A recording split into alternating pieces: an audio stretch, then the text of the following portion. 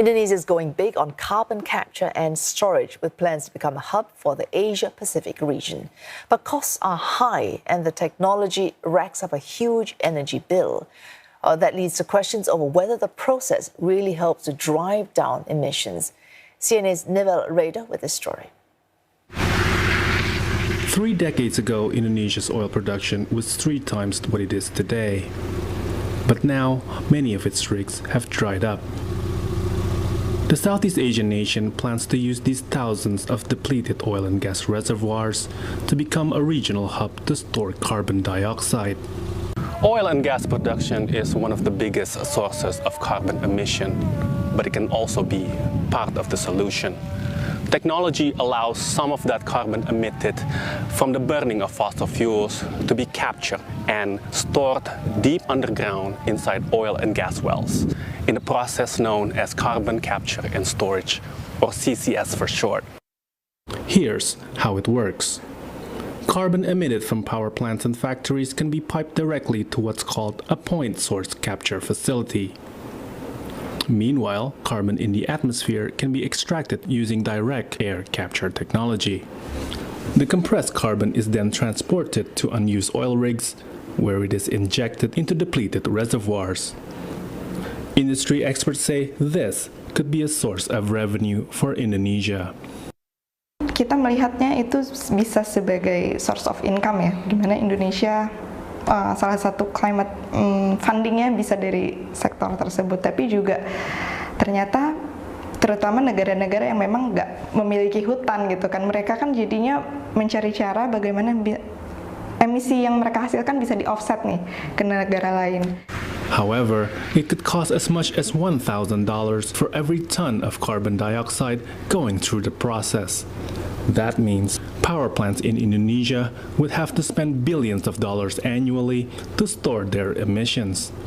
I think it's the technology and the cost of using that technology and whether or not that makes it a viable proposition or not that is the real issue.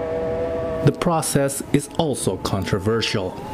Huge amount of energy are needed to capture, compress, transport, and inject carbon dioxide. This means more fuel has to be used. Analysts say CCS projects have a record of under-delivering on emissions reduction targets.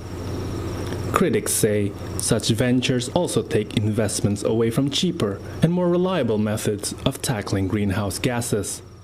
Itu semua dengan harapan yang menurut saya semu kepada teknologi-teknologi carbon capture dan carbon storage. Ada teknologinya, tetapi kalau kita lihat eksperimentasi di Amerika yang udah maju lebih dulu, mahal sekali, semuanya mahal sekali dan banyak sekali yang gagal, yang juga dibiayai negara di sana. Nah, jadi menurut saya kita dan pemerintah harusnya fokus kepada yang terbukti, yaitu transisi energi yang masif secepat-cepatnya menuju renewables. The idea of allowing other countries to store their carbon in Indonesia could also be controversial among parts of the population.